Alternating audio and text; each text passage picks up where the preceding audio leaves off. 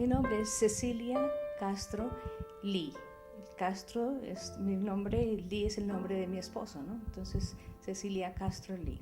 Y yo nací aquí en Bogotá y vivo en los Estados Unidos y estoy aquí de visita. Llevo en los Estados Unidos muchos años, pero hice una carrera como profesora universitaria y ya me jubilé, entonces ya llevo varios años jubilada. Y durante mi carrera, claro, estudié y trabajé y enseñé a García Márquez. A García Márquez le debemos mucho, le debemos el placer que nos ha dado al leer sus cuentos, leer sus novelas, leer sus reflexiones, su vida como periodista. Todos los colombianos debemos leer esos textos periodísticos porque nos cuentan la historia de Colombia en una forma tan directa como es el periodismo. Hablar sobre una huelga en el Chocó, que nosotros ni nos enteramos, ¿no? Pero está todo allí escrito. Todo el reportaje sobre el 9 de abril, que él lo vivió aquí en Bogotá. Entonces, toda la historia colombiana de este periodo de los años 50 está escrita a través de sus textos. Pero claro, lo más interesante y lo más destacado de García Márquez es su narrativa. 100 años de soledad es un libro que ha recorrido el mundo, traducido en muchísimas lenguas.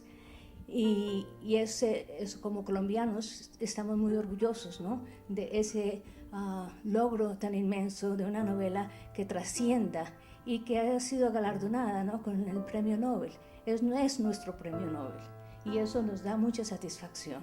Los chilenos viven orgullosos de Pablo Neruda, ¿sí?, y de Gabriela Mistral. Nosotros los colombianos debemos estar siempre orgullosos de ese Nobel colombiano que fue García Márquez.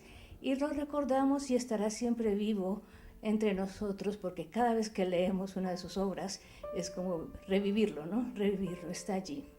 Entonces, yo como profesora universitaria enseñé las obras de García Márquez a los estudiantes norteamericanos. Y esto es importante recalcarlo, porque es el entusiasmo con que los americanos leen nuestra literatura en lengua española. Claro que también hay cursos que se dictan para estudiantes que no hablan español o que no han aprendido el español y se dictan en inglés. Y entonces es cuando viene el famoso, maravilloso arte de la traducción literaria. Y hay personas que han traducido a García Márquez en forma extraordinaria. Yo conozco a Edith Grossman, que es amiga mía, y ella tradujo muchas de las obras de García Márquez.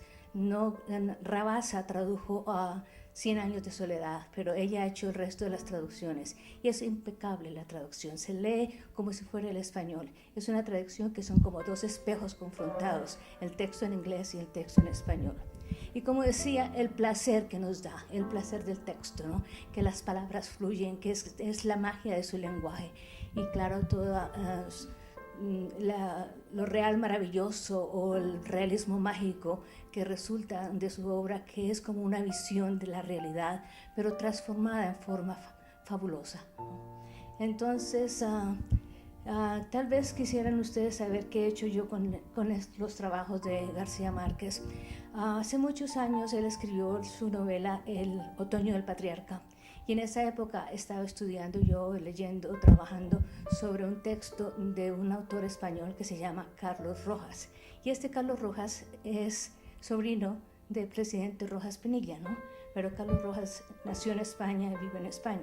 Entonces, uno de los primeros textos que escribí sobre García Márquez fue una comparación de una novela de Rojas, que es Mann-Führer y El otoño del patriarca. Y se trata de un octogenario, ¿no? El Hitler, que no murió en la guerra, en esta novela, ese Hitler vive todavía escondido en Barcelona. Y entonces es su otoño, son los 80 años, lo igual que García Márquez tuvo su novela. Entonces es uno de los pequeños estudios. Si se es profesor universitario, es forzoso hacer crítica literaria, es forzoso investigar. No podemos llegar con nuestros alumnos con una simple lectura de la obra, me gustó, no me gustó, no. Hay que hacer un análisis bien concienzudo de la estructura, del lenguaje, de los temas, de las obsesiones líricas y de las obsesiones humanas del escritor. Entonces ese fue mi primer encuentro. Y coincidió que en el año 2002 García Márquez publicó sus memorias, que todos sabemos vivir para contarlas. Y Carlos Rojas, el mismo escritor español de que les hablaba, publicó sus memorias justo ese mismo año y él las tituló Despiadada Memoria. Entonces escribió otro artículo comparando estas dos técnicas narrativas, que es la técnica de la autobiografía, que es diferente de la narrativa, se nutre de narrativa, pero hay un elemento muy importante que es la reflexión.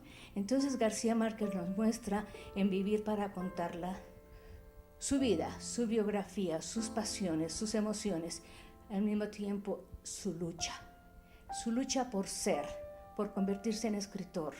Todo lo que él ha hecho lo ha hecho con gran lucha y en medio de la gran incertidumbre.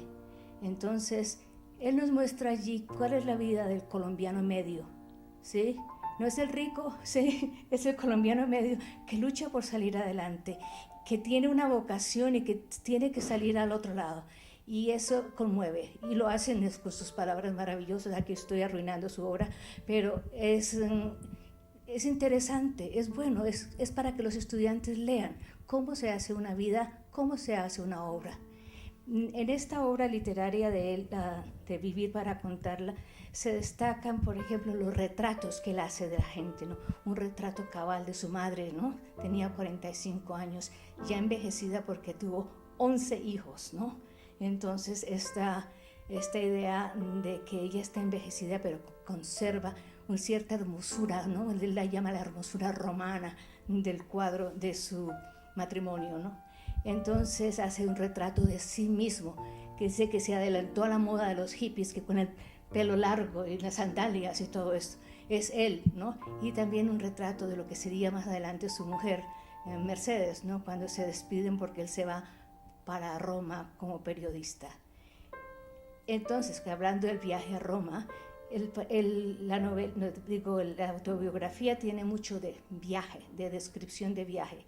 Y qué maravilla es esta descripción que él hace de su travesía por el río Magdalena hasta llegar a Bogotá a estudiar en Zipaquirá y después su regreso, ¿no? Esta travesía de ida y vuelta acompañada de música. Sí, escuchamos allí la música costeña, ¿no? La música nuestra, a través de su narrativa, de su cuento.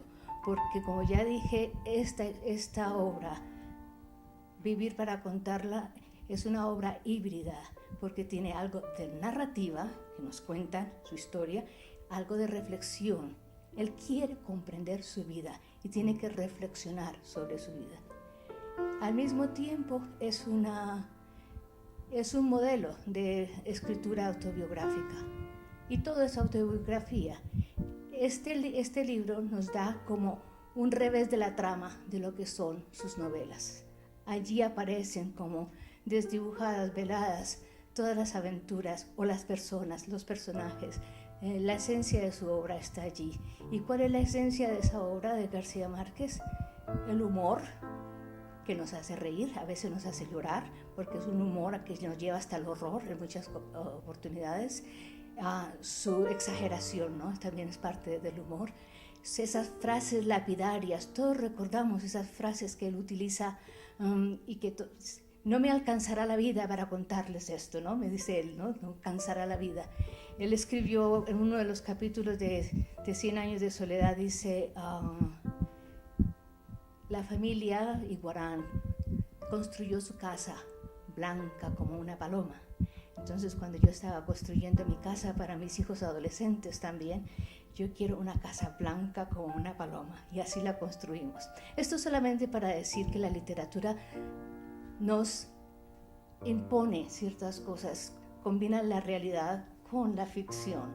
Y entonces, yo creo que como gran homenaje a García Márquez debemos agradecerle su escritura, su vocación, y la cumplió a cabalidad. Muchas facetas de su vida.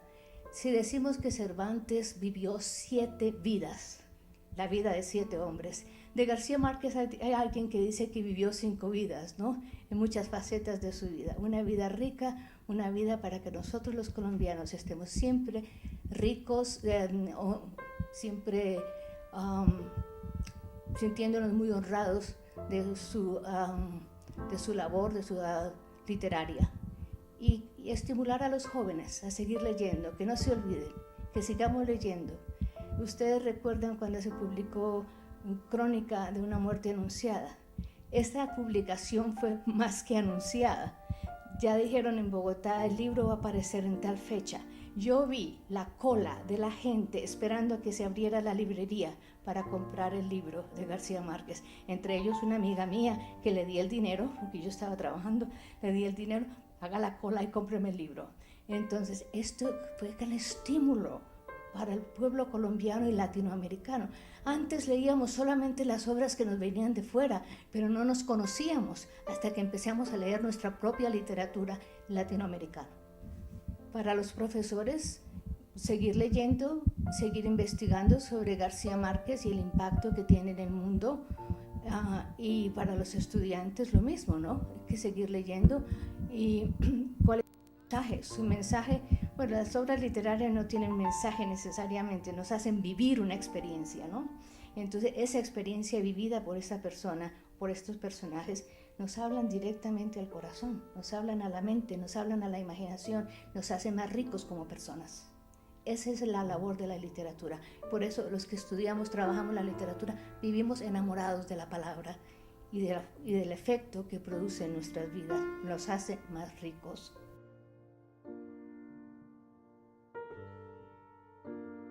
La motivación es obvia, inmenso cariño por mi hermano y inmensa admiración por lo que yo considero es una gran labor.